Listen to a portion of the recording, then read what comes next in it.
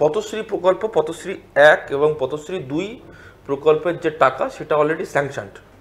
আপনি বলুন, মুখ্যমন্ত্রী ওই সময় ঘোষণা করেছিলেন, যেদিন পথশ্রী প্রকল্পের ঘোষণা করেন সেদিনই উনি বলেছিলেন যে সমস্ত রাস্তা আমরা কমপ্লিট করে দেবো পথশ্রী 1 এবং 2 প্রকল্পের মাধ্যমে। তাহলে যদি ওই দুটো কমপ্লিট হয়ে থাকে তাহলে তো আজকে টাকা স্যাংশন করার কোনো প্রয়োজন নেই। তাহলে ওই টাকাগুলো গেল কোথায়? সিএজি রিপোর্ট তো কেন আসে না, কারণ করতে দেয় না। সেই রিপোর্টটা তো হওয়া উচিত। সেই টাকাগুলো গেল কোথায়? নাকি ইউটিলাইজেশন করা হয়নি? 2 হচ্ছে, আপনি গঙ্গাসাগর ব্রিজের কথা বললেন। গঙ্গাসাগর ব্রিজ গত বছরও স্যাংশন করা হয়েছিল, বরাদ্দ করা হয়েছিল, একটা ইট পর্যন্ত পড়লো না। আপনি টবিন রোড ডানলপ যে ব্রিজটার কথা বলা হলো, সেটা গত বছর, তার আগের বছর স্যাংশন করা হয়েছিল, একটা ইট তো আমরা দেখতে পেলাম না।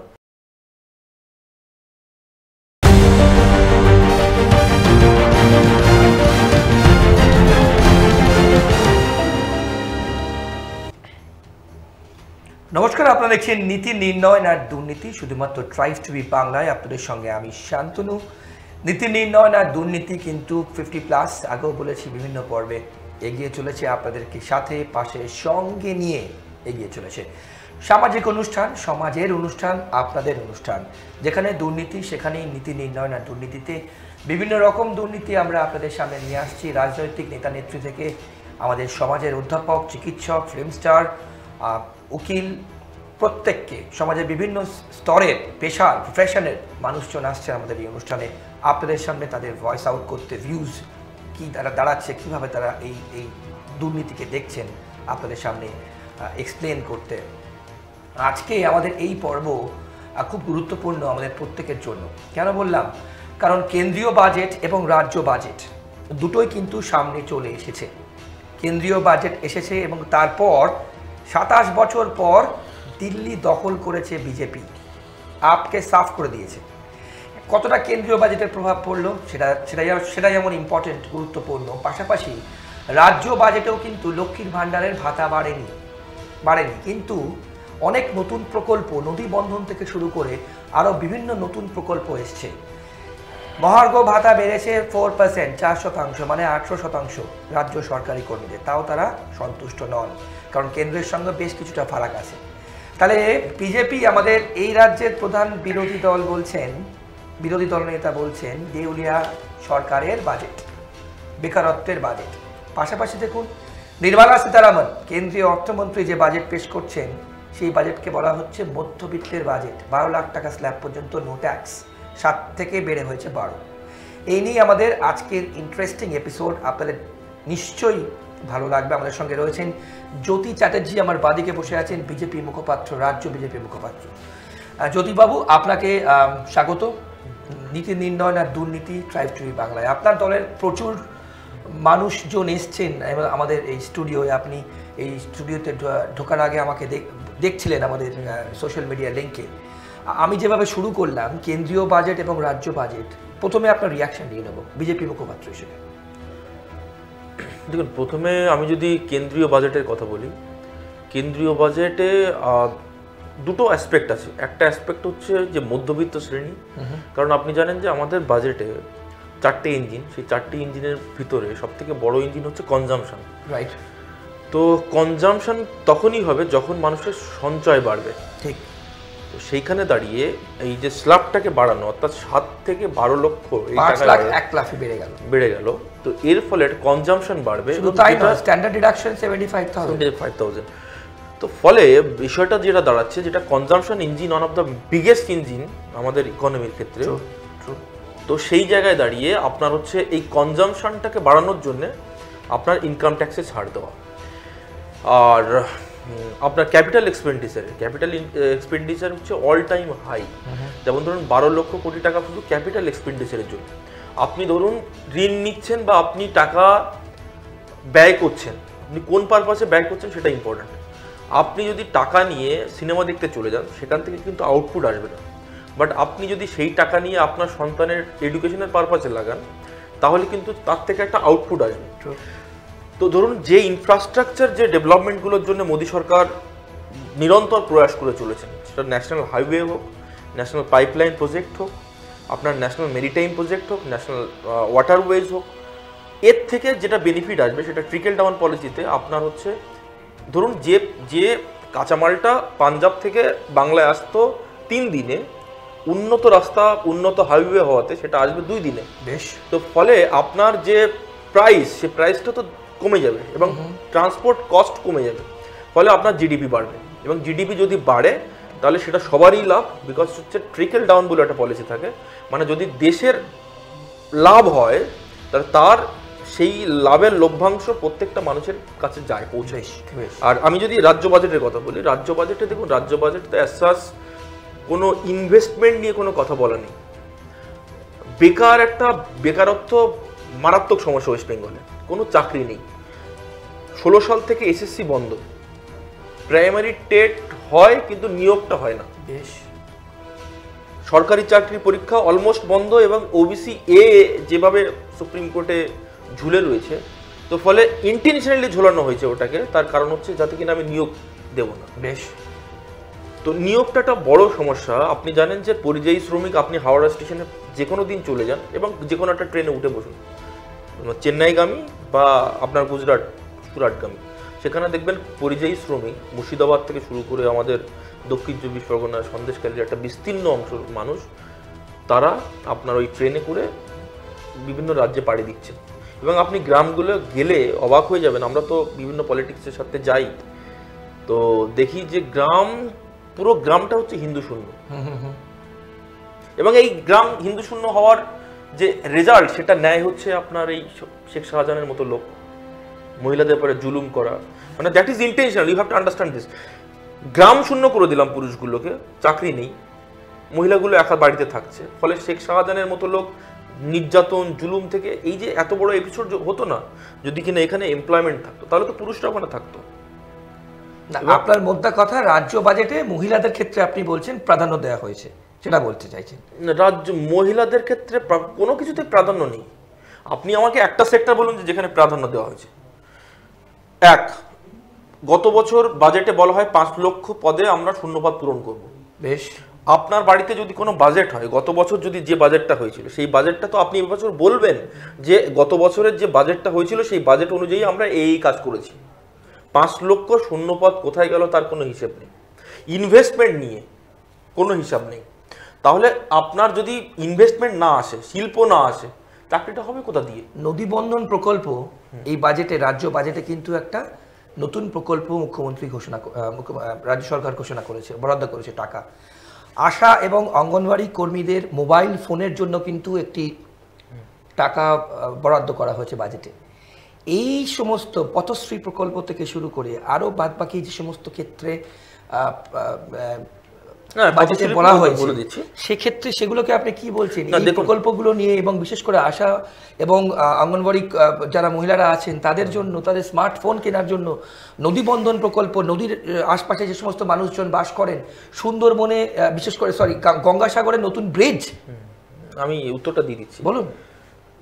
দেখুন, বিষয় হচ্ছে যে আমি এক এক করে আসি। পথশ্রী প্রকল্প, পথশ্রী 1 এবং পথশ্রী 2 প্রকল্পের যে টাকা সেটা অলরেডি স্যাংশনড। আপনি বলুন, মুখ্যমন্ত্রী ওই সময় ঘোষণা করেছিলেন, যেদিন পথশ্রী প্রকল্পের ঘোষণা করেন সেদিনই উনি বলেছিলেন যে সমস্ত রাস্তা আমরা কমপ্লিট করে দেবো পথশ্রী 1 এবং 2 প্রকল্পের মাধ্যমে। তাহলে যদি ওই দুটো কমপ্লিট হয়ে থাকে তাহলে তো আজকে টাকা স্যাংশন করার কোনো প্রয়োজন নেই। তাহলে ওই টাকাগুলো গেল কোথায়? সিএজি রিপোর্ট তো এখানে আসে না, কারণ করতে দেয় না, সেই রিপোর্টটা তো হওয়া উচিত।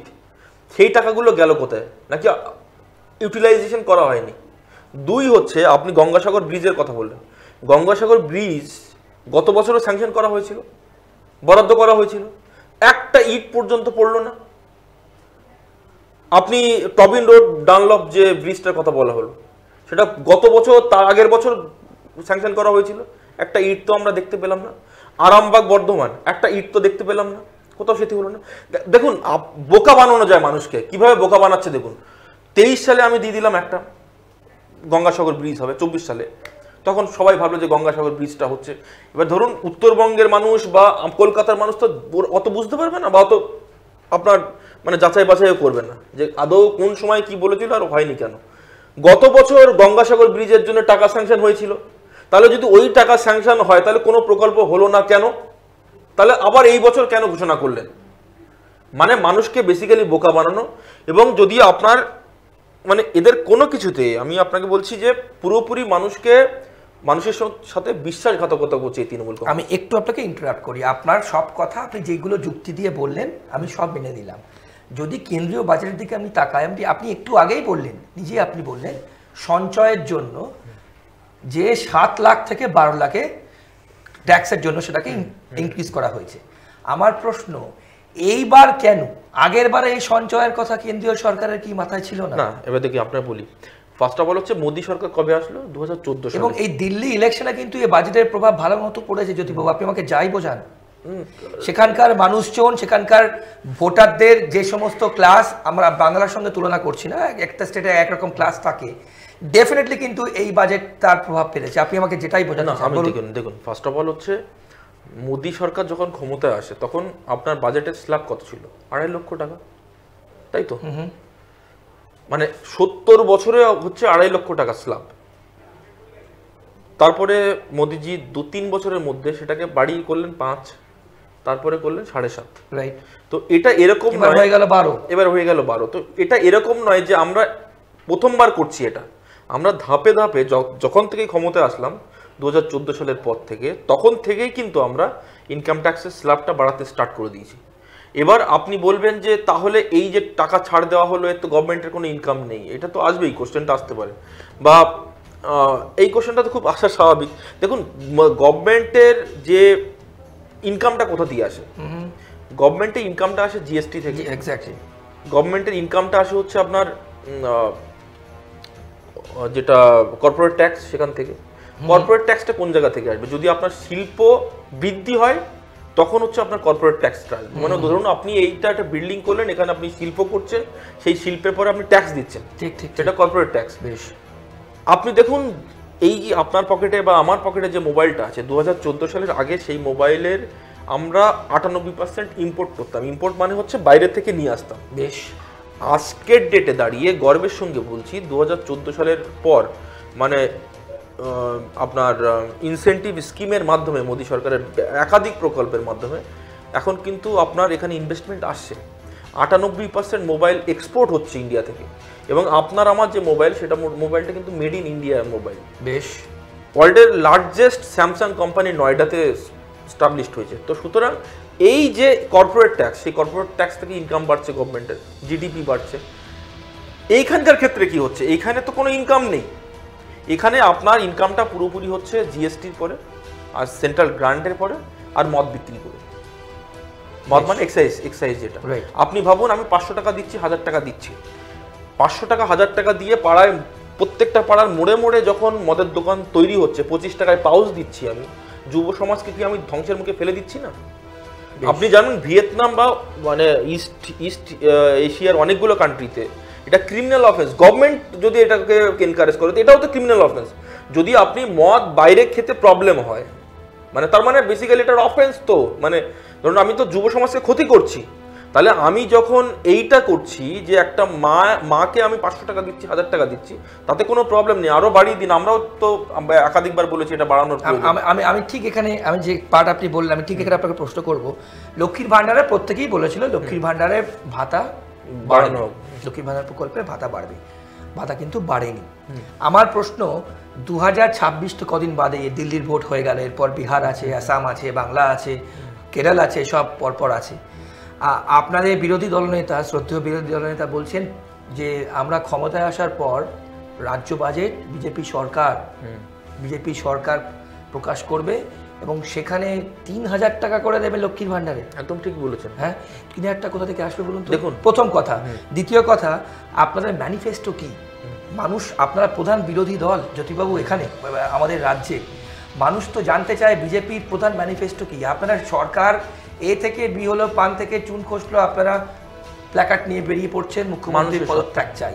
তাহলে মুখ্যমন্ত্রী যদি পদত্যাগ করেন, আপনাদের ম্যানিফেস্টো কি? মানুষকে কি বোঝাবেন? মুখ কোথায়? না দেখুন, আমি এক এক করে উত্তর দিই। ফার্স্ট অফ অল আপনি বললেন লক্ষ্মীর ভান্ডারের টাকা যেটা বিজেপি বলছে 3,000 টাকা করে দেবে, বিজেপি শুধু এই জায়গায় দেয়নি, মানে আমাদের ঘোষণা আমি জানি বিভিন্ন রাজ্যে আমাদের বিজেপি গভর্নমেন্ট মায়েদের জন্য আপনার 3,000 টাকা, কোথাও 3,000, কোথাও 2,500, কোথাও 1,500 টাকা করে দিচ্ছে। এবার আপনি বললেন যে কিভাবে পাবে টাকাটা, এটাও জেনে রাখুন সুপ্রিম কোর্ট কিন্তু ইতিমধ্যেই অবজারভেশন করে বলেছেন এতে কিন্তু কাজ করার প্রবণতা কমে যাচ্ছে, আপনি নিশ্চয়ই জানেন সেটা। না, সেটা বিগেস্ট ডিবেট রয়েছে, সেটা সুপ্রিম কোর্টের একাধিক জাজের একাধিক রকম অবজারভেশন রয়েছে। আমি সেই প্রসঙ্গে যাচ্ছি না, কারণ গভর্নমেন্ট আমাদেরকে চালাতে হবে, গভর্নমেন্ট মানুষের সাথে আমাদেরকেই কাজ করতে হবে। তো সেই জায়গায় দাঁড়িয়ে দেখুন টাকাটা আসবে হচ্ছে আপনার মূলত ইন্ডাস্ট্রিগুলো থেকে। আমরা যদি এখানে আসি, আমরা শিল্পের পরিবেশ তৈরি করব, আমরা ওই চপ শিল্প তৈরি করব, চপ শিল্প ছোট নয় বেসিক্যালি, চপ শিল্প যে করবে, বাট হেভি ইন্ডাস্ট্রিজ হবে এখানে। আমরা বিভিন্ন রকম ইন্ডাস্ট্রিয়ালিস্টদের সঙ্গে মিটিং করে ইজ অফ ডুইং বিজনেস, তোলাবাজির শিল্প থাকবে না, আর কাঠমানির শিল্প থাকবে না, একটা শিল্প বান্ধব পরিবেশ তৈরি হবে ওয়েস্ট বেঙ্গলে, এবং সেখানে কর্মসংস্থান হবে। এবং সেখানে যদি কর্মসংস্থান হয়, আপনার জিএসটির পরিমাণ বাড়বে, আপনার হচ্ছে কর্পোরেট ট্যাক্স বাড়বে, কর্পোরেট ট্যাক্স যেটা বাড়বে সেখান থেকে আমরা লক্ষ্মীর ভাণ্ডার দেবো। আমাদের স্ট্যান্ড পুরোপুরি ক্লিয়ার, সেটা হচ্ছে আমাদের শিল্প আমরা বাড়াবো, শিল্প না বাড়লে পরিযায়ী শ্রমিকের সংখ্যা দিনকে দিন বেড়ে চলেছে, এবং আমাদের যে ডেমোগ্রাফিক চেঞ্জ হচ্ছে সেই চেঞ্জের জায়গায় দাঁড়িয়ে আমাদের, আপনি জানেন যে যুব সমাজ প্রায় ধরুন 30 থেকে 35%, এরা চাকরি যদি না পায় কী করবে আগামী দিনে? আগামী দিন বাংলা নিয়ে আমরা যে গর্ববোধ করতাম, what Bengal things today India things tomorrow, আপনি ভাবুন যদি মানে বাংলার ছেলেরা চাকরি না পায়, আগামী দিন বাংলার মুখ কোথায় থাকবে? বাংলার যে ঐতিহ্য, আমরা দুটো জিনিস নিয়ে কাজ করবো, বাংলার ঐতিহ্য সংস্কৃতি এটাকে রক্ষা করা। আপনি জানেন যেভাবে ডেমোগ্রাফিক শিফট হচ্ছে, আপনার কালচারাল ইনভেশন হচ্ছে, মানে পিসি থেকে খালা বা পিসি থেকে ফুপু এরকম পরিণত হচ্ছে, এইগুলোর বিরুদ্ধে যেমন আমি উত্তরটা দিয়ে দিচ্ছি, বিরাসত মানে ঐতিহ্য, সংস্কৃতি এবং উন্নয়ন দুটো একই পরম্পরায় চলবে। সরস্বতী পুজো করার জন্য কোনো সাববিরালির ক্ষমতা থাকবে না যে সরস্বতী পুজো আটকে দেবে। না না না, ঠিক, আপনি যে ন্যারেটিভে কথা বলছেন আমি মানলাম, ঠিক, কিন্তু সাধারণ মানুষ, আমরা তো বাইরেও যাচ্ছি, বাইরের মানুষদের সাথে কথা বলছি, বলছে বিহার তো লুট লিয়া। বাজেটে কেন্দ্রীয় সরকারের ক্ষেত্রে আপনি যেহেতু একটু ডিসকাস করছিলেন, বলছে চন্দ্রবাবু নাইডু আর নীতিশ কুমার না থাকলে আপনার সরকারই থাকবে না, বিহার তো লুট লিয়া। দেখুন, ফার্স্ট অফ অল হচ্ছে এই আপনার কথাটা যদি আমি সত্যি ধরি, এটা বিরোধীরাও বলছে একই কথা, আপনি সেটা স্বীকার করছেন? এটা না, আমি বলছি বিরোধীরা একই কথা বলছে, কিন্তু এটা যদি আমি ইন্ডিয়া জোটেরই কথা ধরি, আবার ইন্ডিয়া জোটের আর এক শরিক লালু প্রসাদ যাদব, তার ছেলে তেজস্বী যাদব, তিনি বলছেন বিহারকে বঞ্চিত করা হয়েছে। তো ওনারা আগে ঠিক করুক, ইন্ডিয়ার জোট আগে ঠিক করুক যে কে ঠিক বলছে, রাহুল গান্ধী ঠিক বলছে নাকি তেজস্বী যাদব ঠিক বলছে। আপনি ডাবল স্ট্যান্ডার্ড তো প্লে করতে পারেন না। তেজস্বী যাদব বিহারে থাকেন, উনি বলছেন বিহারের জন্য কিছুই করা হলো না, ওদিকে রাহুল গান্ধী বলছে বিহারের জন্য সবকিছু করে দেওয়া হলো। কারেক্টটা কি? আমি তো সেটা মানে বিজেপি কোশ্চেন হচ্ছে যে ঠিকটা কে? না, এটা তো সত্যি কথা। তেজস্বী যাদব নাকি রাহুল গান্ধী? চন্দ্রবাবু নাইডু এবং নীতিশ কুমার ছাড়া কি গভর্নমেন্ট তো পড়ে যাবে যদি সাপোর্ট না করেন, সরে আসেন, এটা তো আপনাকে মানতে হবে। দেখুন, এটা তো জোট রাজনীতি ভারতবর্ষে তো আজকে থেকে নয়, দীর্ঘদিন ধরে, এবং এটা হচ্ছে আপনার সংবিধান মেনেই হয়। তো সুতরাং এটাতে মানে এটা তো আমি তো কিছু ভুল দেখি না বা অসাংবিধানিক আমার মনে হয় না। যদি অসাংবিধানিক হতো তাহলে এতদিন গভর্নমেন্ট থাকতোই না। বেশ বেশ, ওকে। যদি বাবু আমার পরবর্তী কোয়েশ্চেন একদম সোজা কোয়েশ্চেন, অনেক মানুষের মনেও আছে। আমি যদি ধরে নিই 2026 সালে আপনাদের তো সাংগঠনিক দিক থেকে অনেক চেঞ্জেস দরকার, 294টা কেন্দ্রে কি আপনারা প্রার্থী দিতে পারবেন? এটা কিন্তু অনেকে আমাকে জিজ্ঞেস করেন, আমরা যখন রাস্তায় যাই অন্য প্রোগ্রামে। বিজেপির সংগঠন কোথায়? 1 নম্বর। 2 নম্বর, ক্যান্ডিডেট তো অন্য দল থেকে আসলে আপনারা তাকে জামাই আদর করে রিসিভ করেন, বরণ করেন, উত্তরীয় দেন, দিয়ে প্রার্থী করেন। বলুন। দেখুন, এই কিছুদিন আগে তার সবথেকে বড় উদাহরণ হচ্ছে বিরোধী দলনেতা। আমি উত্তর দিয়ে দিচ্ছি। বলুন। 2024 সালের আগে এই যে নির্বাচনটা হলো, নির্বাচনের আগে আমরা উড়িষ্যাতে গিয়েছিলাম, এরকম আপনাদের মতো জার্নালিস্ট, পলিটিক্যাল অ্যানালিস্ট, তারা বলছে বিজেপি কোথায়, কেন বিজেপি ফাইট করে না এই নবীন পটনায়ক দলের সঙ্গে। একটা কোনো আপনার পলিটিক্যাল অ্যানালিস্ট থেকে শুরু করে কোনো জার্নালিস্ট একটা বার বলেনি যে বিজেপি ক্ষমতা আসতে চলেছে। বেশ, কিন্তু বিজেপি তো ক্ষমতা এসেছে। আমি 2014 সালের আগে ফিরে যান, আমরা যখন এখানে হয়তো সিম্বলটাও চিনত না, তখন আমরা ওই সিম্বল নিয়ে যেতাম। একদিন একটা বন্ধুর সঙ্গে দেখা হলো, বলে বিজেপিকে ভোট দিয়ে হয়, বলে বিজেপির সিম্বলটা কি, সিম্বল পর্যন্ত জানতো না, এরকম একটা অবস্থা ছিল। তারপরে দাঁড়িয়েও 2টো সিট 18% ভোট, আপনার 2019 সালে আজকে 38% 40% ভোট, 2024 সালে প্রায় 39% ভোট, 121 খানা মিউনিসিপ্যালিটিতে আমরা এগিয়ে, কলকাতা মিউনিসিপ্যাল কর্পোরেশনের 65 খানা ওয়ার্ডে আমরা এগিয়ে। তো সুতরাং এই যে ন্যারেটিভ যেটা ক্রিয়েট করা হচ্ছে যে বিজেপি কোথায়, বিজেপি কিছুই নেই, বিজেপি মানুষের মনে, যে কারণের জন্য 40% লোক বিজেপিকে বিশ্বাস করে। আর এই ন্যারেটিভটা না চালিয়ে, ন্যারেটিভটা চালানোর ফলে বিজেপির খুব ক্ষতি হচ্ছে বেসিক্যালি, যে বিজেপি কোথাও নেই, therefore I will vote for TMC. কেন না, টিএমসি যেহেতু ক্ষমতায় চলেই আসছে, ফলে টিএমসি কে ভোট না দিলে হয়তো মারবে বা আমাকে আমার পরিবার আক্রান্ত হতে পারে। তো এটা কিন্তু একটা মানে দেখুন, আজকে বাংলায় শিল্প নেই, বাংলার শিক্ষা যে তলানিতে ঠেকেছে, আপনার স্বাস্থ্য দুর্নীতি থেকে শুরু করে কোথাও প্রত্যেকটা জায়গায় এবং এভরি অ্যাসপেক্টে, এবং এই জায়গায় দাঁড়িয়ে পরিবর্তন একটা দরকার। এবং আমাদের সবথেকে বড় জিনিস হচ্ছে এই যে ধরুন, এই যে কোনো একটা গভর্নমেন্ট 30 বছর সরকারে থাকছে, কোনো একটা গভর্নমেন্ট 35 বছর সরকারে থাকছে, কোনো একটা গভর্নমেন্ট 15 বছর সরকার, এই সিস্টেমটা আমার মনে হয় বাঙালির সাথে, বাংলার উন্নয়নের সাথে চেঞ্জ হওয়া প্রয়োজন। যদি বিজেপিকে আপনার চান্স দিন, বিজেপি না পারলে আপনাদের কাছে অপরচুনিটি থাকছে বিজেপিকে সরিয়ে দেওয়ার। তার কারণ বিজেপিকে যদি আপনি টেস্টই না করলেন, কোনোদিন তো দেখেননি, উত্তরপ্রদেশের মানুষ দেখেছে বলে একবারের জায়গায় দুবার নির্বাচিত করেছে, গুজরাটের মানুষ 5 থেকে 6 বার নির্বাচিত করছে, একবার তো বিজেপিকে দেখুন। বিজেপি যদি উন্নয়ন না করতে পারে তখন বিজেপিকে সরিয়ে দেবেন। আর একটা জিনিস যেটা হচ্ছে আমাদের খুব এখানে উন্নয়নের ক্ষেত্রে বাধা, সেটা হচ্ছে সব সময় বাংলা এখানে থাকলে সেন্ট্রাল গভর্নমেন্টে যে গভর্নমেন্ট থাকে তার সঙ্গে একটা টাসেল তৈরি হয়ে যায়। ভাই টাসেল তো আপনার সাথে, আপনার পলিটিক্যাল ইন্টারেস্টের সাথে আপনি করছেন, কিন্তু তার জন্য বাংলার মানুষ তো বঞ্চিত হচ্ছে। আপনি সোজা কথায় বলছেন ডাবল ইঞ্জিন সরকার, এবং বিজেপিকে মানে অল্টারনেট বেসিসে যদি মানে পলিটিক্স অফ পারফরমেন্সকে গুরুত্ব দেওয়া হয়, পলিটিক্স অফ পারফরমেন্সকে গুরুত্ব না দিয়ে শুধুমাত্র একটা দল যখন ক্ষমতায় থাকবে 15 বছর, কেউ 35 বছর, 34 বছর, এই সিস্টেমটা পাল্টা। আমি অ্যাজ এ বিজেপি মুখপাত্র হিসেবে নয়, বাংলার একজন মানে সন্তান হিসেবে আমি বলছি, এই সিস্টেমটা মনে হয় বদলালে বাংলার উন্নতি হবে। জ্যোতিবাবু, এবার আমি আপনাকে বলি, একদম ঠিক কথা, মানে এটা প্রতিষ্ঠান বিরোধিতা অটোমেটিক চলে আসে যদি একটা সরকার দীর্ঘদিন ক্ষমতায় থাকে, আমরা মানলাম। এবার দেখুন, বিরোধী দলনেতা কিন্তু রাস্তায় নামছেন, আপনারা প্রতিবাদ করছেন, আপনাদের স্ট্র্যাটেজিটা কি সেটা কিন্তু আমার ব্যক্তিগতভাবে জানা এবং মানুষদেরও জানা খুব দরকার। স্ট্র্যাটেজি বলতে কি বোঝাচ্ছি, আপনারা যখনই বিশেষ করে ধরুন আরজি কর আন্দোলন, সেলাইন কেলেঙ্কারি, খাদ্য কেলেঙ্কারি বা রেশন কেলেঙ্কারি, স্বাস্থ্য কেলেঙ্কারি, যা যা এ রাজ্যে হচ্ছে, আপনি যেগুলো বললেন একদম দুর্নীতির একদম A to Z সব, কিন্তু মানুষকে যখন আপনারা সামনে আনছেন, রাস্তা ব্লক করছেন, বাংলাদেশে ইস্যু কলকাতায় বেঙ্গলে আপনারা নিয়ে আসছেন, সব মানলাম, কিন্তু মানুষ কিন্তু অ্যাকসেপ্ট করছে না, গ্রহণ করছে না। কোথায় খামতি, কোথায়? প্ল্যাকার্ড নিয়ে আপনারা রাস্তায় নামছেন, মুখ্যমন্ত্রী পদত্যাগ চাই, দাবি 1 দফা 1, কিন্তু মানুষ বলছে দাবি 1 দফা 1 মমতাই থাক।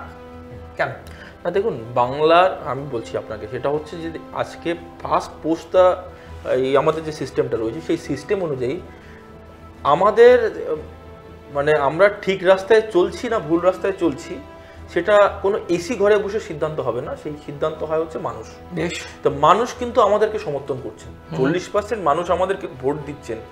দাদা 40% ভোট কিন্তু is not a matter of joke. CPM কিছু পার্সেন্ট ভোট কেটে নিয়ে গিয়ে তৃণমূল কংগ্রেসকে সুবিধা করে দিচ্ছে। আগামী দিনে এইটা আর হবে না, আমি আপনাকে দায়িত্ব সহকারে বলছি।